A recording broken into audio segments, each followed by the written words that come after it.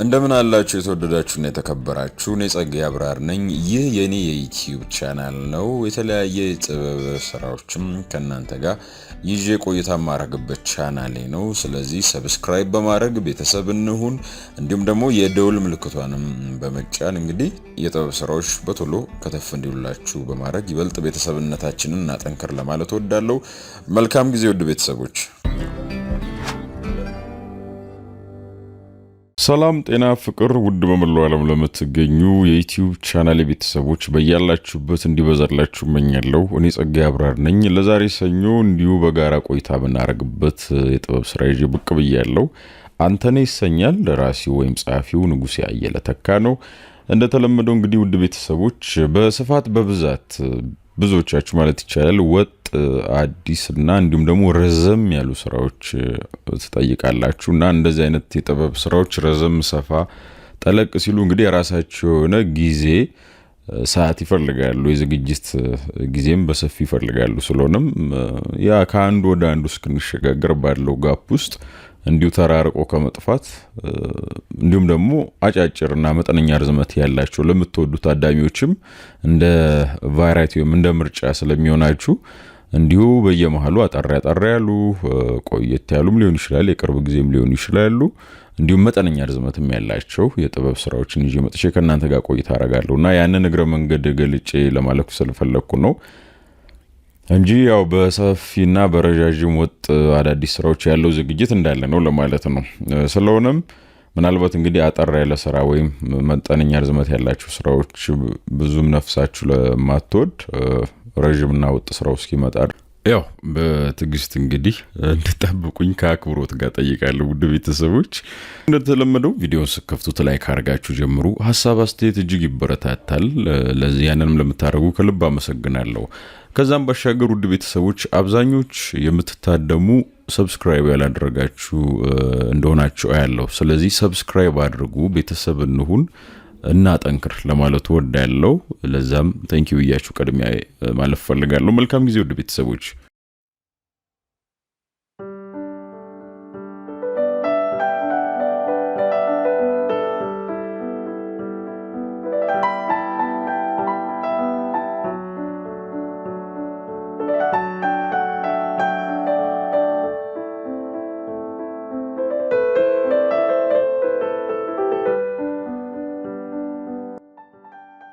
ወደ መንጋቱ ላይ ነው።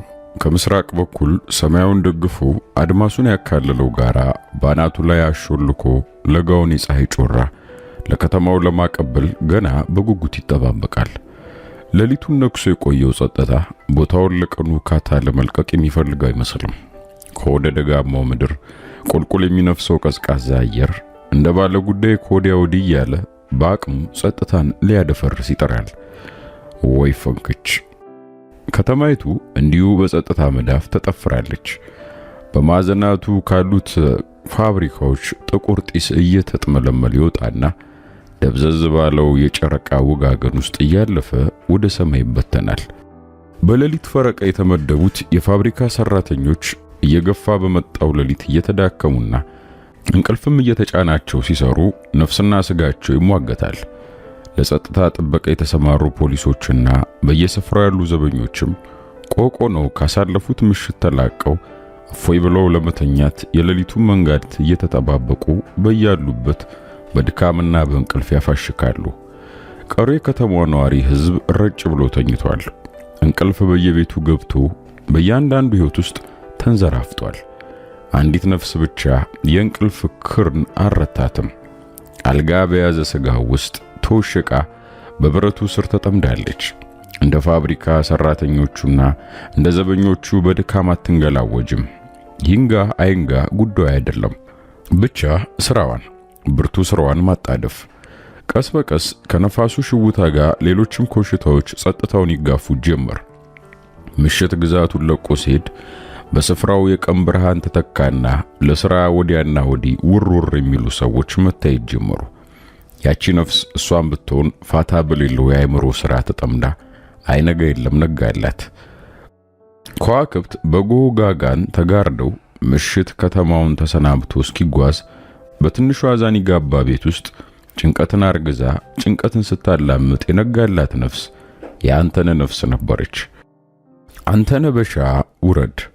በዚህ ጥቁር ጽልመቱ ሲኮራ ሲጀነን ቆይቶ በዘበኞች እግዚኦታ ከተማውን ለቆ ሄደው ምሽት ለአንተነህ የምጥ ሌሊት ነበር። ረፍት በሌለው የሐሳብ ሥራ የሚታደርበት አይነት ብርቱ ሥራ፣ ያውም የአእምሮ ጭንቀትን ለመናድ መላን በሐሳብ ሲገነባ መልሰው ሲያፈርሱ በድጋሚ ሲከቡ ደግሞ እንደገና የካቡትን ሲንዱ ያለ እንቅልፍ የሚታደርበት አሰልቺ ሌሊት ሥራ። አንተነህ በዚያ ዝርግ ጀርባው ታጣፊ አልጋው ላይ ተዘርግቶ ምሽቱ በሌሊት ሌሊቱ በንጋት እስኪተካና እስኪረካከብ ድረስ ለአንድ አፍታ እንኳ እንቅልፍ የሚል ባይኑ አልዞረም። በሐሳብ መርፌና ክር የመላ ቅንጭብጫቢዎችን ሲሰፋና ሲያያይዝ ይሆናል ብሎ የወጠነውን በስሜት ሲጥፍና ሲቀጣጥል ያቀውላላ ሌሊት እጥር ቁጥር ብሎ ሳያስበው ጭልጥ አለ። ውጥኑን በሐሳብ ሲያበጃጅ ሌሊቱን ሙሉ ቢፈጅም ገና ምንም አይነት የረባ መቋጫ ላይ አልደረሰም።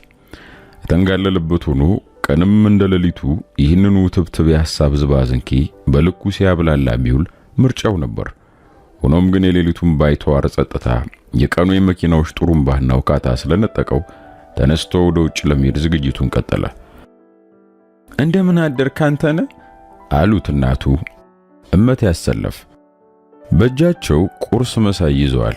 ተገቢው መልስ ሰጥቶ ጠረጴዛው ላይ የቀረበለትን ምግብ አትኩሮ እያስተዋለ ያለ ወትሯቸው ካጠገቡ ቁጭ ያሉትን የእናቱን ሁኔታ ያሰላሰል ገባ። ዛሬ ደግሞ ምን ልታወራኝ ይሆን አለ በልቡ የሰሞኑ የመንደር ወሬን ያስታወሰ። እናቱ ከቁርስ ጋር ጣምረው ነገር ባረገዘ ሆዱ ነገር ሊጨምሩለት ሆነ ብለው ማልደው እንደመጡ ተረዳ። ዛሬ አብረን ነው እንደ ቁርስ የምንበላው? እናቱን ጠየቀ። አይደለም፣ ለነገር የፈለኩት ጉዳይ ስላለን እዚህ ቁጭ ማለት። መቼም አንተ የሰው ነገር አትሰማ አሉና ዘወትር የአእምሮ በሽታ የነበረውን ነገር ቆስቆሰው ለዘብና ቆጣ በሚል አነጋገራቸው ያወጉት ጀመር። ያሰለፍ ነገራቸው ብርቱ ነው። እንኳንስ ቁም ነገር ጨዋታ የማይዋጥላቸው በአቅራቢያው ቀርቶ ራቅ ካለ መንደርም በእኩይ ጠባያቸው የማያውቃቸውና በክፉ የማያነሳቸው ሰው የለም። በክፋትና በተንኮል በቅናትና በመቀኝነት በየቄው ዘልቀው ትዳር ያፈረሱ ወንዶች ያጫረሱ ለበርጉም ወይዘሮ ተደርገው በሰፊው ይታማሉ። በመልክ የማያውቋቸው የሩቅ መንደረኞች እንኳ ስማቸውና ባህሪያቸውን ልቅም አድርገው ያውቃሉ። እመት ያሰለፍ ሲባል የቷ ያቺ ተንኮሏ መባሉ የተለመደ የመንደሬው አነጋገር ሆኗል። ታዲያ እመት ያሰለፍ እንኳን ከባዳ ከስጋ ዘመዶቻቸው አይስማሙ። ከልጆቻቸው ጋር ቢሆን ያው ናቸው። በተለይ ከትልቁ ልጃቸው ከአንተነህ ጋር ብርቱ ጭቅጭቅና ንዝንዝ ከጀመሩ ይህ 2 ዓመት አልፏቸዋል። ያኔ ገና ያንተነህና የጽዮን ፍቅር በትኩስነቱ መድራት ሲጀምር የእመት ያሰለፍ ቅናትም አብሮ ጀመረ። ለእርሱ ለአንተነህ እንኳ ከጽዮን ጋር ያሳለፈው የፍቅር ጊዜያት ከዳር እስከ ዳር በእናቱ ቅናት መታጀቡ ትውስ ሲለው በጣም ይገርመዋል። እሱ ጽዮንን ማፍቀር ሲጀምር እናቱም ያኔውኑ እሱን መጥላት ሲጀምሩ ፍቅራቸው ሲደራ የእናቱም ጥላቻ በቅናት እየጎለበተ ሲሄድ እሱና እሷ የፍቅራቸውን ዓመት ሲያከብሩ የእናትየውም ቅናት ዓመቱ ታስቦ ሲውል ያለፈው ሁሉ ትዝ ይለውና ለጊዜው እንደመገረም ብሎ ኋላ ግን ዞሮ ዞሮ ወትሮ ብስጭት ውስጥ ይዘፈቃል። ያኔ በጅምሩ ሰሞን በእናትና ልጅ አምሳል ቅናትና ፍቅር ግብ ግብ ገጥመው በይፋ መራኮት ላይ ሳሉ ፍቅር ጽኑነቱን ገልጾ የቅናትን ልሳን በእንቢተኝነት ከረታ ወዲህ እናትና ልጅ ተቆራርጠው ቀሩ። አይሆንም አልኩሽ፣ አይሆንም፣ በቃ ወዳታለሁ፣ አምናታለሁ፣ በጭራሽ አርቃትም። ካምና ጀምሮ እናትና ልጅን አቆራርጦ ያስቀረ የፍቅር አማርኛ። ከዚያማ ምኑ ቅጡ። እንደ ሐኪም ትእዛዝ በቀን 3 እርግማኑ፣ ስድቡ፣ የስለቱግዚዮታ፣ የመካሪው ጋጋታ ያንተነህ የብዙ ወራት ባላንጣዎች ነበሩ። ምንም ይቅጠመው ምንም አንተነህ ነው። ጽዮንም ጽዮን ናት። ፍቅር ደግሞ ሁለቱንም ሆኗል። እሷ ለሱ እሱ ለሷ የአንድ ነፍስ የአካል ዝንጣፊ እንደሆኑ ያህል ጥቃትን ችለው ፍቅራቸውን አደረጁት። የመንደር ያሉ ባልታሾ የእናትዬ ቅናት ወረንጦ እያደረ ብስጭት ውስጥ ይጨምራቸው እንጂ ሊያለያያቸው ግን በጭራሽ አልቻለም። አንተነና ጽዮን ገና ከጮርቃነታቸው አፈር ፈጭተው ጭቃ አብኩተው ማደጋቸውም ድፍን መንደሩ የሚያውቅ ቢሆንም ፍቅር በሚሉት መንቻካ ሰንሰለት መተሳሰራቸው ግን ነፍስ ካወቀው ወዲህ የመጣ መሆኑን ከአንዳንዶች በቀር ብዙዎች ያውቁትም። የልጅ ፍቅር ያመናቅር ይላሉ አንዳንዶች ሊያንኳሷቸው ሲፈልጉ፣ አንዳንዶችም መዋደዳቸው ስደግ ነበር ዳሩ ሳጅን የሰሙ ጊዜ ጉድ ይፈላል እንጂ ይላሉ። ጆሮ ለባለቤቱ ባዳም አይደል? እንደው ሳጅን ገረመው አለ መስማታቸው ነው እንጂ ቢሰሙስ ልጃቸውን ከቤት አስወጥተው ያባረሯት ነበር። አስተዋይንም በሁሉ የመሰላቸው ኑሮች ሲያስኳኩ አያሌ ወራት አልፈዋል። አንተነና ጽዮን በመጀመሪያው ፍቅር ዓመታቸው ሁሉንም ነገር በትዕግስት ችለው አሳልፈው ነበር። ዘንድሮ ግን ትዕግስት የማይችለው አስከፊ መከራ የፊጥኛ አስሮ ያንገላታቸዋል። አንዱን ሲሉት አንዱ አልረታ ያለ ችግር የሥጋ ሰራዊቱን አሽቆጥቁጦ የላከባቸው ዘንድሮ ነው። ዘንድሮ ከወትሮ የባሰ ቀውጢ መከራ አይኑን አፍጥጦ ከሱም ሆነ ከሷ ቤተሰብ ክፉኛ ተጭኗቸዋል። በሁለቱም ልቦና ውስጥ ስጋት፣ ሐሳብ፣ ጭንቀት ደቂቃ በደቂቃ ይላወሳል። እንዳይተኙ እንቅልፍ የሚባል ባይናቸው እንዳይዞር ለዚህ ነበር አንተነህ ሌሊቱን ከሐሳብ ጋር ትግል ገጥሞ ይነጋለት። ታዲያ ያን ያህል ሌሊቱን ሲያስብ ሲያሰላስል ቢያድርም ተጨምቆ ጠብ ያለ ቁራጭ ብልሃት እንኳን ያገኘ አይመስልም። ብቻ ቢሆንም ባይሆንም አንድ ነገር ሳያዘጋጅ አልቀረም። ክፉኛ መሸበሩ ግን አሁንም ግንባሩ ላይ ይነበባል። እመት ያሰለፍ ማልደው መኝታ ክፍሉ ድረስ መጥቶ ያቀረቡለት ሐሳብ ተቀባይነት አላገኘም። በግነዋል። በመለማመጥም በማስፈራራትም እንዲቀበላቸው የዋተቱት ሁሉ በልጃቸው አሻፈረኝ ባይነት ከንቱ ሆኖ ቀርቷል።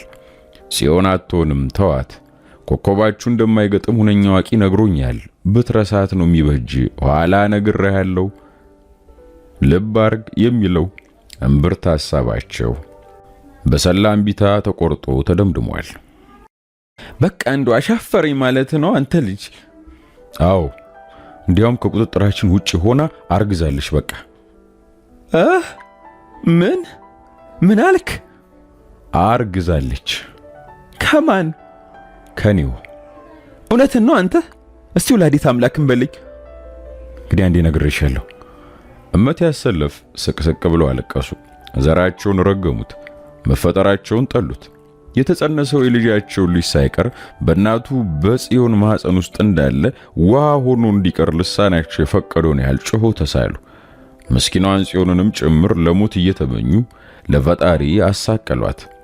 ጥቂት ቆይተው እንባቸው ጎረድ፣ እልሃቸው በረድ ሲል ትንፋሻቸው ዋጥ፣ ለቅሷቸው መቃረጉና አንተነህ የጽዮንን እርግዝና እንዲክድ ደግሞ ደጋግሞ ገዘቱት።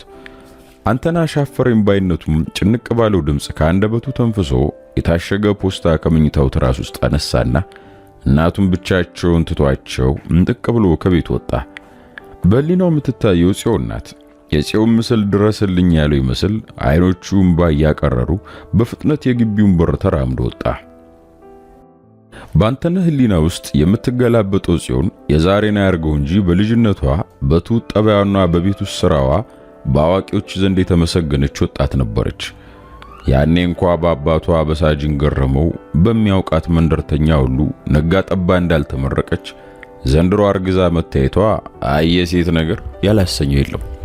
በተለይ ልጅን ቀጥቶ በማሳደግ ሀገር ያመሰገናቸው ሳጅን ከጽዮን ያልጠበቁትን ነገር በማየታቸው ነፍሳቸው ሲኦል እንደወረደች ስጋቸው ሀፍረትና ወርደት እንደነካው አርጎ ቆጥሮታል። ሲመስላቸው የሰውን ነገር የማይሰሙ ሳጅን ዛሬ የሰው ወሬ ረታቸው። ያኔ ምን ጎደለሽ፣ ምን ላርግልሽ እያሉ በአባትነት ፍቅራቸው እንዳልተንከባከባት ሁሉ ዛሬ ላይ ናቸው ማይጠልተዋታል። ለዚህ ነው መክረሚያውን ስድብ፣ ዘለፋ፣ ጥፊ፣ ቁጣ ነጋጠባ በጽዮን ላይ የሚከናወኑ ተግባራት ሆነው የሰነበቱት። ሳጅን ሌላው ቀርቶ ከማን እንዳረገዘች እንኳ ሊያውቁ አለመቻላቸው ዞተር ያበሳጫቸዋል። ከማን ነው ለሚለው ጥያቄያቸው የምትሰነዝረው መልስ አጭርና መልሶ እርሳቸውን ርር ብግን የሚያደርግ ከነፋስ የሚል ነበር። የጽዮን የዘውትርና የማይለወጥ መልስ። ያ ሁሉ ብስጭታቸው ውስጥ ውስጡን ያለቅጥ ተጠራቅሞ ሌሊቱን እንቅልፍ ነስቷቸው አደረ። ማልደው አልበረደላቸውም። ጊዜው እየረፈደ ሲሄድም ያለቅጥ መንፈሳቸው እየተረበሸ ሰውነታቸውን ያንዘፈዝፈው ገባ። ወዲያው ጽዮን ብለው ወደ ጓዳ ተጣሩ። እጃቸው ይንቀጠቀጣል። አይኖቻቸው ተጉረጥርጠው ጣር እንደያዘው ህመምተኛ ጣሪያውን ያማትራሉ። ጭንቀት፣ ስጋትና ብስጭት ሰላም ካጣ አእምሮ ጋር አካላቷን እየሸረሸረና ውበቷን ቀስ በቀስ እየፈገፈገ ኩስምንምን ያረጋት ጉብል እየተንቀጠቀጠች ልቧ በፍርሃት እየዳዳ አባቷ ወደ ጠሯት ክፍል መጣች። በአይኗ እንባ ግጥም እንዳለ ነው። አንዴ ጨመቀችው። ወደ አባቷ ቀና ብላ አየችና ከጊዜ ወዲህ እየገጠጡ የመጡ ጉንጮቿ ከአይኖቿ የሚረግፉትን የእንባ ጓሎች እንደ በረሃሿ ጠጥተው ሲጠግቡ የተረፋቸውን ቁልቁል ያፈሱታል። ሳጅን በጨርቅ መሳይ የሚጠራረጉት ሽጉጣቸውን እፍና አርገው በቀኝ እጃቸው ከያዙ በኋላ ግንባሯ ላይ ደቅነው ዛሬ የኔም ያንቺም የመጨረሻ ቀን ነው። ነፍስሽ ነፍሴን ይዛ ሲኦል ልትወርድ ተቃርባለች አሉና በቁጣ ፈጠጡባት። እጃቸው አሁንም ይንቀጠቀጣል። አይናቸው መጉረጥረጡን አላቋረጠም። የሷም አይኖች ቢሆኑ ሽቅብ አባቷ ወደ ጨበጡ ሽጉጥ ላይ ተተክለዋል። ይሁን እንጂ አይኖቿ ለማቋረጥ በሚያመነጩት እንባ በመጋረዳቸው ሁሉ ነገር የሚታያት ድብዝዝ ብሎ ነው። በእንባ መስታወት ውስጥ አልፎ አልፎ የሚታይ ሽጉጥ ምን እንደሚመስል የሚያውቁት እሷና ህሊኗ ብቻ ናቸው። ጭምቅ አርጋ እንባዋን ትንድና በስጋት ያየችውን አይታ ሳጠገብ መልሶ ሌላ እንባ ካይኗ መንጭቆ እይቷን ያደበዝዘዋል። የሚንቀጠቀጠው አባቷ እጅ አንዳንዴ ሁለት እየሆነባት አንዳንዴም ጥቁር ቦት ጫማ እየመሰላት በጭንቀት ወረርሽኝ ስትሰቃይ ትልቅ ጩኸት በጆሮዋ ጥልቅ አለ። ሰማሽ? አንቺን እኮ ነው መልሽልኝ እንጂ። እሊያ ጎረነኑ ድምጻቸው ከአንደበታቸው ፈንቅሎ ሲወጣ ጉሮሯቸው ላይ በተወተፈ ጨርቅ የታነቁ ይመስላሉ። ሲኦል ሳንወርድ በፊት ከማን እንዳረገሽ ንገሪኝ ነው የምለው። ማን ነው እሱ? የሚንቀጠቀጠው እጃቸው ሽጉጡን አጥብቀው ያዘ። ጽዮን ከዓይኗ ይበልጥ ጆሮዋ ተሰቃየ። ጆሮዋም እንዳይኗ ቢያነባ ኖሮ ጩኸቱን በደበዘዘላት ነበር። በስጋት ይተኮሳል ብላ ከምትጠብቀው የሽጉጥ ድምጽ ባላነሰ የአባቷ ጩኸት አሁንም ጆሮዋ ላይ ያንባረቀ ይነዝራታል። ከአቅሙ በላይ ጭንቀትን መሸከም ያልቻለው አእምሮዋ ጆሮዋን አደንቁሮና ምላሷን ሸብቦ ለዓይኖቿ ብርቱ ለቅሶን በልቧ ፈጣን ትርታን አዘዘና ለራሱ ደንዝዞ ጭልጥ አለ። ሳጅን ተስፋ ቆረጡ። ሲኦል ለመውረድ ያንቺ መልስ አያሻኝም። የጎደፈው ስሜ በሲኦል እሳት ይታጠባል አሉና የሽጉጣቸው መጠበቂያ አላቀው ሌባ ጣታቸውን በምላጩ ላይ አኖሩት። የሚንቀጠቀጠው ጣታቸው ምላጩን ለመጫን እንደገና ለመልቀቅ ደግሞ ለመጫን እያቃጣ የልባቸውን ውሳኔ ሲጠባበቅ ይቆይና ከማንም ታርግስ ከማንም የዲቃሏን አባት ማወቁ በሲኦል ቤት ለውጥ እንደሌለው ህሊናቸው ፈርዶ ሳትሞት የሞተችውን ህይወት ገላግለው ለመገላገል እንዳሰቡ አንድ ሰው ዘሎ ቤት ገባ። አንተን አለች ጽዮን። ሰውነቷ አንዴ ሽምቅቅ አንዴ ፈታ እያለ ድምጿ የለቅሶ ቅልቅል አይነት ነበር፣ ህቀታ የበዛበት። አንተነ ኩምትር ያለ ሰውነቱን ቅንጥስ አድርጎ ሳጅን ጉልበት ላይ ወደቀ። ምንድነው ጉዳዩ? ምን ልትፈጥር መጣ? የሚጉረጠረጥ አይናቸውን ቁልቁል ወደ አንተነ ተክለው በጥያቄ ተቆጡት። ይማሩኝ ሳጅን፣ ይማሩኝ፣ ይቅር ይበሉኝ። ነፍስ ካወቀ ወዲህ እንባ ነዝረው የማያውቁት ያንተን አይኖች ለመጀመሪያ ጊዜ ስቅስቅ ብሎ አለቀሱ። ሲሆንም ካንተነ ጎን አባቷ እግር ላይ ወደቀች። የሷም አይኖች ቢሆኑ እንባ የማመንጨት ተግባራቸውን ይበልጥ በትጋት ተያዙት። ሳጅን ቆሙበት ደንዝዘው ቀሩ። ልባቸውም በአንድ ፊት የሲኦል መስተንግዶ እየጠራው በሌላ በኩል ከግራቸው ስር የሚዘንበው የሁለት ወጣቶችን ባየቆጠቆጠው የፍርድና የምሕረት ብያኔ መሟገቻ ሆኖ መሃል ቤት ይዋዥቅ ገባ። የሲኦል መንገደኛ ነኝ፣ የእናንተን አቤቱታ መሰማበት ጊዜ የለኝም፣ እግሬን ለቀቁ ሲሉ ሳጅን ከንፈራቸው እየተንቀጠቀጠ ዋዣቂው ልባቸው ያዘዛቸውን በጮህ ተናገሩ። ያንን አጥፍቼ ለጥፋ ባዩን ልባቸውን የኋላ አንዲት ወፍራም የእንባ እንክብል ገሰጸችው። አንተነ ግንባሩን የደፋበት የሳጅን የግራግር ሹራብ አያሌ የእንባ ወራጆችን ጠጥቶ ሲጠግብ ገላጋዩዋ የእንባ ጠብታ ሹራቡን ዘልቃ የግራቸውን መታጠፊያ ለማራስና ለማቀዝቀዝል በመብቃቷ የሲኦል መንገደኛው ልብ ወደ ምድር ተመለሰ። በድንገት የሳጅን ጉርጥርጥ አይኖች ወዛ እያሉ ሄደው በተራቸው የእንባ ኩሬ ሆኑ። ሳጅን እንባቸውን በክንዳቸው ጠረግ አረጉና ፊታቸውን ሬት ግንባራቸውን ስለት ፈጥረውበት ተነሱ፣ ምንድነው ነገሩ? የመጣበትን ጉዳይ ንገረኝ አሉ ወደ አንተነህ እያተኮሩ። አንተነህ የተጨበጠ አካሉን ባቋቋሙ እያቀና እንደ ፊኛ ያበጠው ፊቱን ወደ ሳጅን ቀና አርጎ መልሶ አቀረቀረ። የሚናገረው ጠፋበት። ምን እንደሚል ምንስ ለመናገር የትኛው ቃል እንደሚያስቀድም ለጊዜው ማገናዘቡ ተስኖት ጸጥ ብሎ ቆመ። እኮ ምንድነው ጉዳዩ? አትናገርም እንደመጣበትን አሉ ሳጅን አሁንም ከውስጥ የበቀለ ርህራሄያቸውን ደብቀው ውጫቸውን ቁጣ በማስመሰል። አንተነህ ቀና ብሎ አያቸውና ከደረት ኪሱ የታሸገ ፖስታ አውጥቶ ሰጥቷቸው ቤቱን ለቆ ወጣ። ሳጅን ከአንተነህ የተቀበሉትን ፖስታ ቀደው ደብዳቤውን 2-3 ደጋግመው አነበቡት። አዲስ መንፈስ ከደም ስራቸው የሚንቆረቆር ይመስላል። ፈካ ያለ ገጽታ ከፊታቸው ላይ ተንጸባርቆ የጽዮንን የጨለመ ልቦና የተስፋ ጭላንጭል ፈነጠቀበት። ደግ ማለፊያ ታዲያ የደበቅሽ ለዚህ ኖሯል? ፊቱን ልትነግሪኝ ሲገባ አጥፍተሽ ልታጠፊኝ። ቤት እንዲህ ያለውን ነገር እንደፈጸማችሁት ባይገባኝም ብቻ አንተነህ መሆኑ ደግ ነው። ባልወደውም እንደ ልጅ ያሳደግኩት የጎረቤት ልጅ ነው።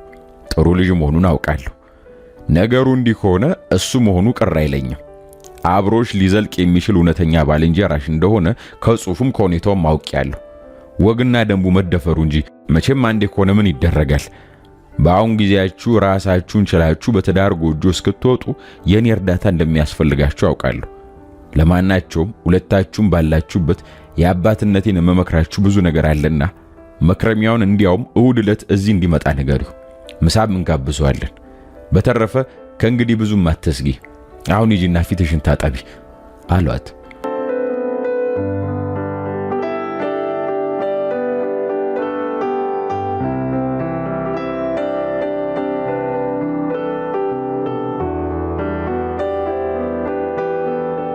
ዕለቱ አርብ ነው።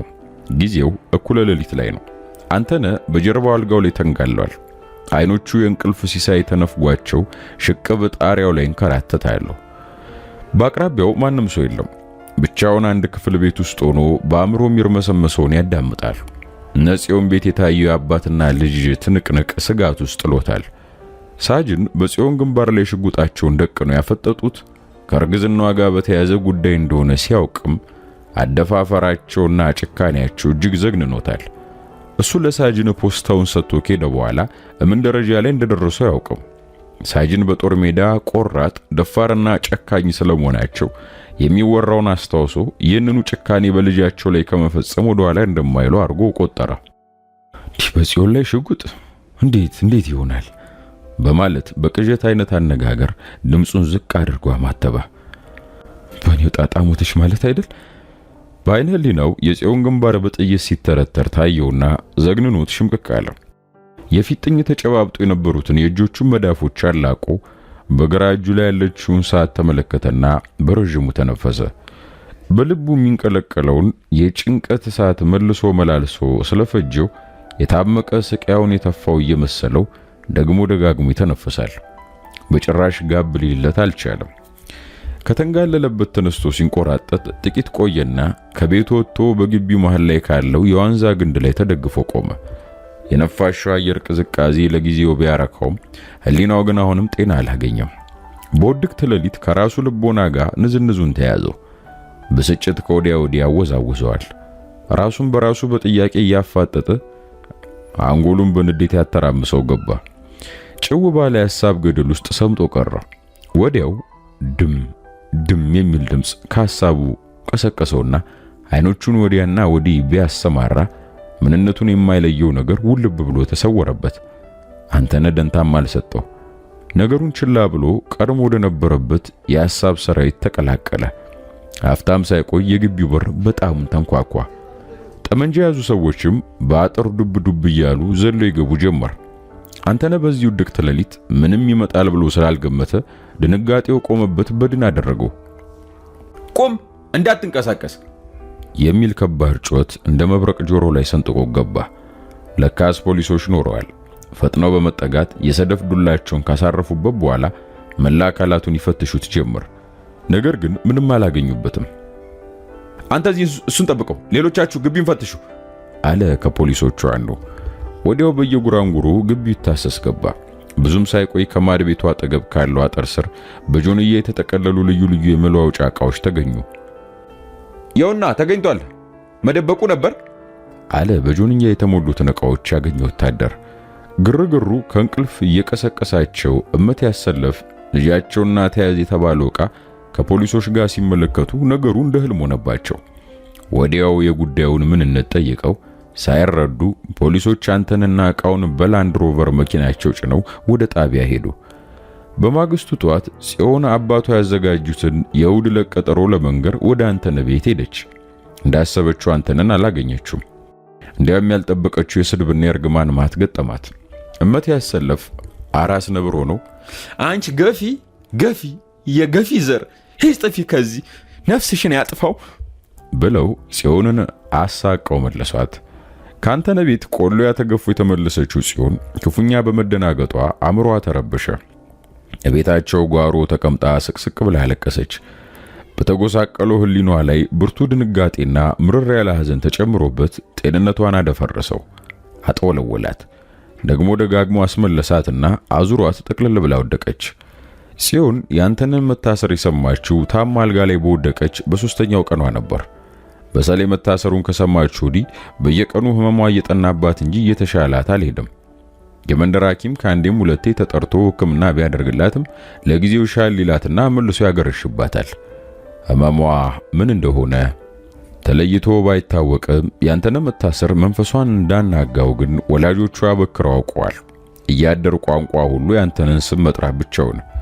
ሳጅን ገረመው ያንተነ መታሰር በጽዮን ላይ ያስከተለው ጉዳት በማስተዋል ክሱን ለመከታተልና ከተቻለም ዋስ ሆኖ ለማስፈታት ፖሊስ ጣቢያ መመላለሱን ተያዙት። ሆኖም ግን አንተነ የታሰረበት ጉዳይ በዋስ ለመፈታት እንደማያበቃው ተነግሯቸው ጥረታቸው ብዙም አልቀጠለ።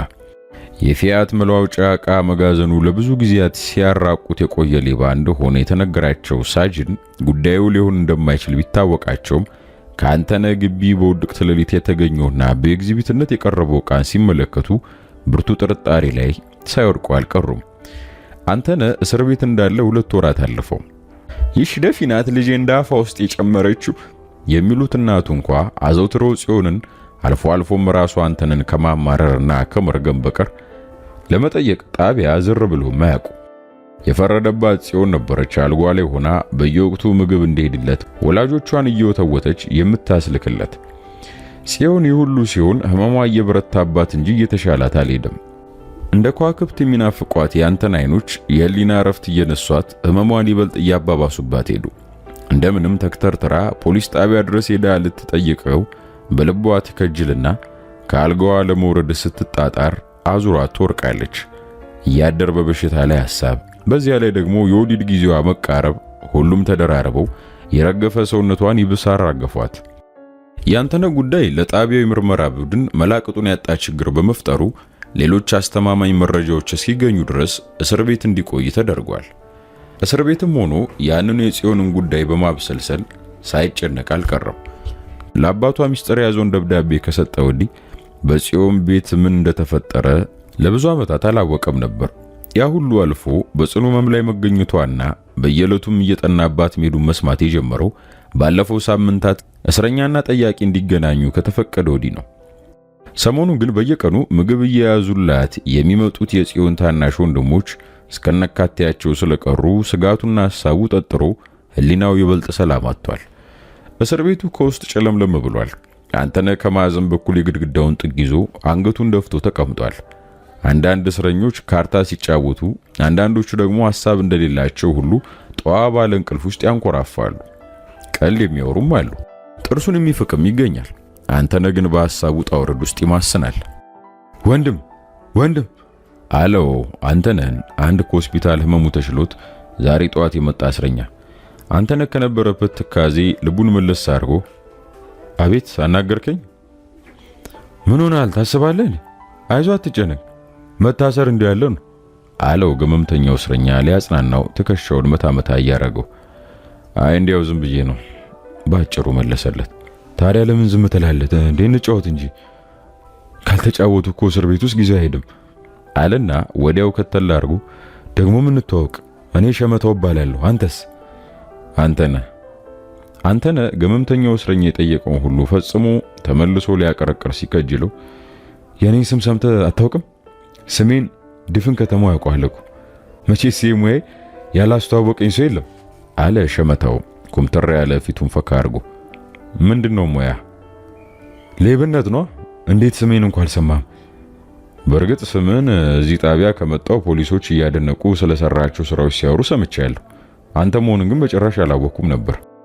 ሸመታው አዎ በሌብነት ብዙ ታሪክ አለኝ አለና የፈጸማቸውን የስርቆት ስራዎች እንደ ጀብዱ ለማውራት ደረቱን ኮራ፣ ጩልጩል አይኖቹን ፈካ አረገ።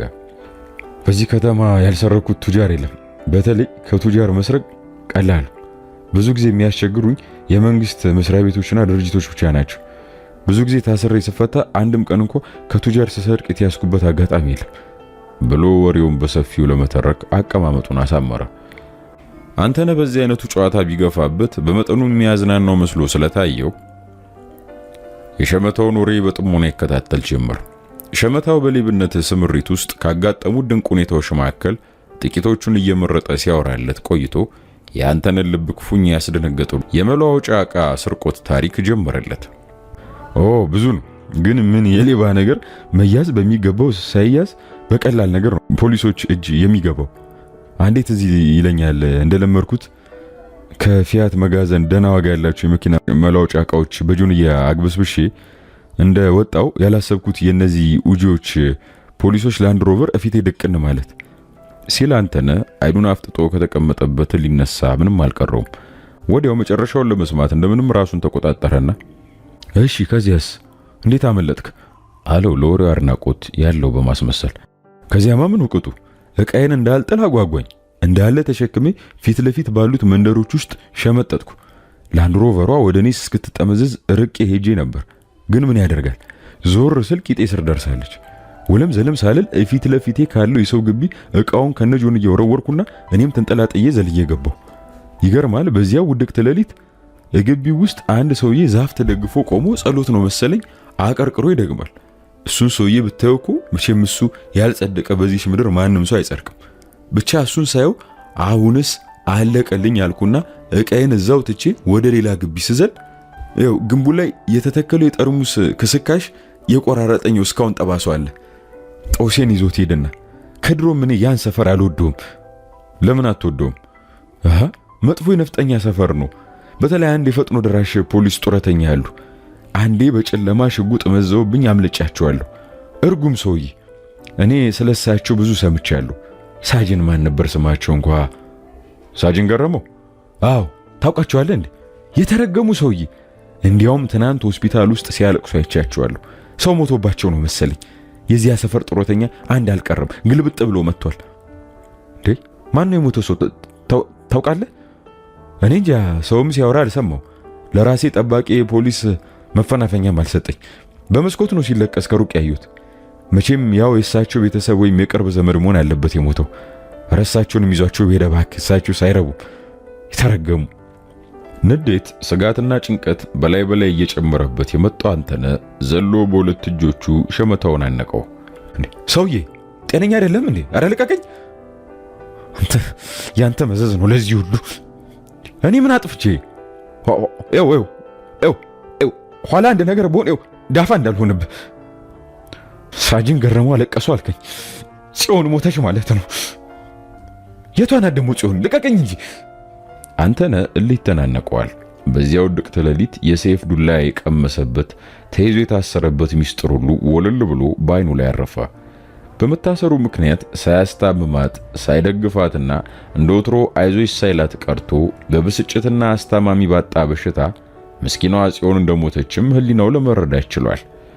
ከሶስት የያዘን ምሽቶች በኋላ በአራተኛው ቀን ላይ አንተነህ ከእስር ቤት ተፈቶ ወደ ቤቱ ሲያመራ በምድር ላይ የቀረው አንድም ዘመድና አፍቃሪ እንደሌለው እየተሰማው ነበር። ለምን ወደ ቤቱ እንደሚሄድም አያውቅም። የሚጓጓለት ሰው የሚናፍቀው ዘመድ የለውም። ለሱ ዓለሙም ዘመዱም አጫዋቹም መጽናኛውም ጽዮን ነበረች።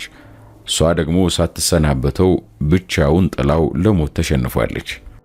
ጽዮን ታማ አንዲት ቀን እንኳ ሳይጠይቃትና ሳያጫውታት በሩቅ እንደናፈቀችው ሕይወቷ ማለፉን ደግሞ ደጋግሞ ያስታውስና መንገድ ላይ እንዳለ እንባው ግጥም ይላል።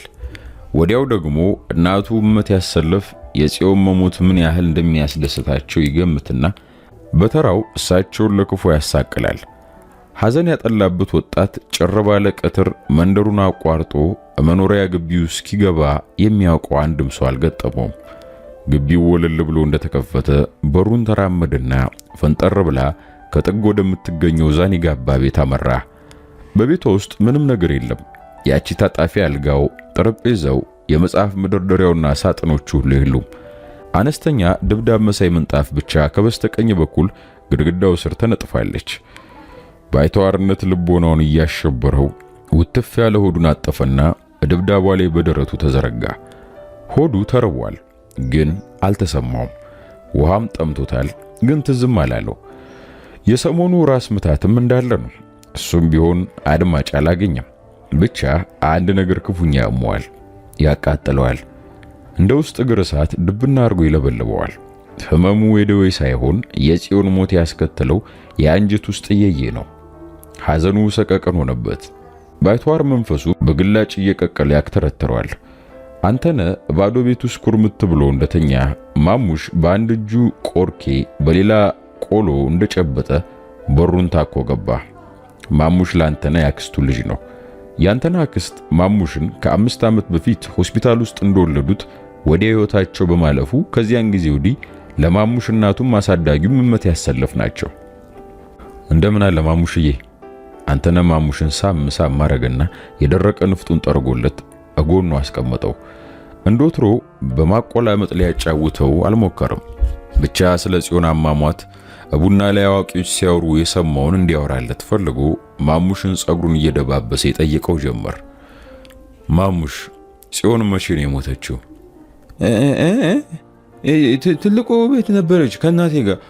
አንተነህ በልቡ የልጅ ነገር፣ ልጆች ወሬ ማምታታት ልማዳቸው ነው አለና ወዲያው ደግሞ ነገሩ ከንክኖት አልሞተችም እንዴ ማሙሽዬ ሲል ጠየቀው። ሞተች አለ ማሙሽ። መቼ ሞተች? ከትናንት ወዲያ። ምን ሆነ? መኪና ገጭቷት። ማሙሽ ወዲያው አጭር ፊቱን ሰብሰብ አፉን ከፈት አረገና ቆሎ የጨበጠ መዳፉን ቀኝ አይኑ ላይ ደግኖ እማዬ እያለ በማልቀስ ከአንተነህ እጅ አፈትልኮ ከቤት ወጣ። ለአንተነህ ነገር ሁሉ ግራ ሆነበት። ማሙሽ ምን ነካ? አለች ያንተነህ ታናሽት ከትልቁ ቤት ወጣ ወደ ማሙሽ እየሄደች። እማዬ እማ። ማሙሽ ለቅሶን ቀጠለ።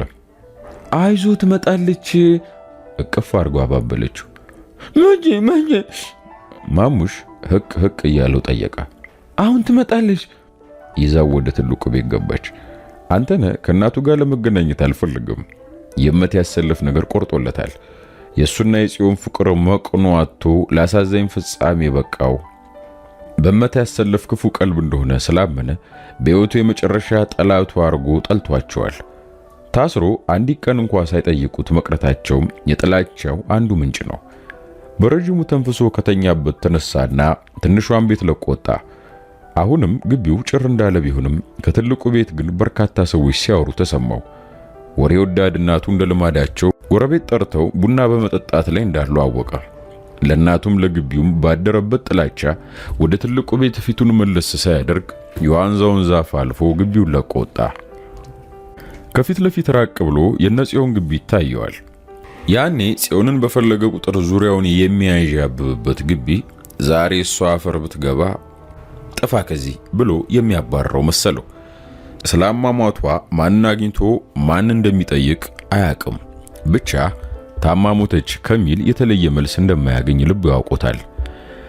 በአንድ ፊት ወላጆቿ ጋር ለቅሶ በመድረስ የጽዮንን ፎቶግራፍ ከተሰቀለበት ግድግዳ ላይ ለመጨረሻ ጊዜ ለማየት፣ በሌላም በኩል ጽዮንን ካጣበት መንደር ርቆ እግሩ ወደ መራው ምንጥቅ ብሎ ለመሄድ እያሰበ ጥቂት ይቆይና ሳያውቀው ወደ ነጽዮን ግቢ እያለቀሰ ያመራል። የግቢውን በር ተራምዶ ወደ በረንዳው ሲጠጋ የጽዮን ስም በለቅሶ ሲጠራ የሰሙት ሳጅን ገረመው ከነባለቤታቸው ተከታትለው ብቅ አሉ። አንተነህ ተፈቶ ማየታቸው ለጊዜው ቢያስደስታቸውም የጽዮንን ስም እየጠራ ማልቀሱ ደግሞ ወዲያው ግራ አጋብቷቸው ደነገጡ። እንዴ ምን ነካት? ምን ሆነች? የጽዮን ወላጆች በስጋት አፍጠው ጠየቁት። አፍታም ሳይቆይ ጽዮን ከሌላ ክፍል ጋቢ ተከናንባ ወጣችና አንተነህ ብላ ወደሱ ተንደረደረች። ሁሉ ነገር ሰክኖ ካበቃ በኋላ የጽዮን እናት ባዘኔታ ከንፈራቸውን መጠው ጣብ ያልነገሩህም እንዴ? እኛ ደግሞ እዚህ ሰፈር ያለው የ50 አለቃው ፖሊስ ስለሰማ የወሬ አንተም ትሰማና እዚያ አዋጉል ቦታ ትሰቃያለህ ብለን ነበር። ከእንግዲህ ነፃ ሆነ ከተፈታ መቼም ያላችሁ ታላቅ ወንድም አንተ ነውና ያለ እናት የቀሩ ታናናሾችን በደንብ መጠበቅና ማጽናናት አለብህ አሉት።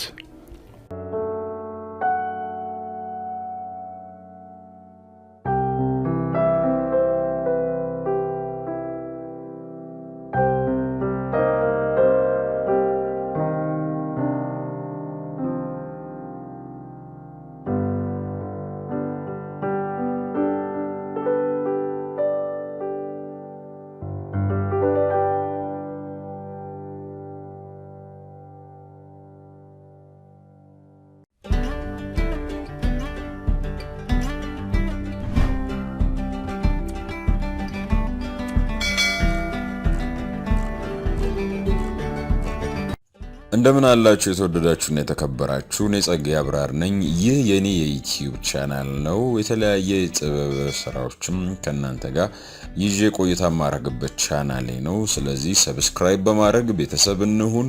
እንዲሁም ደግሞ የደውል ምልክቷንም በመጫን እንግዲህ የጥበብ ስራዎች በቶሎ ከተፍ እንዲሉላችሁ በማድረግ ይበልጥ ቤተሰብነታችንን እናጠንክር ለማለት እወዳለሁ።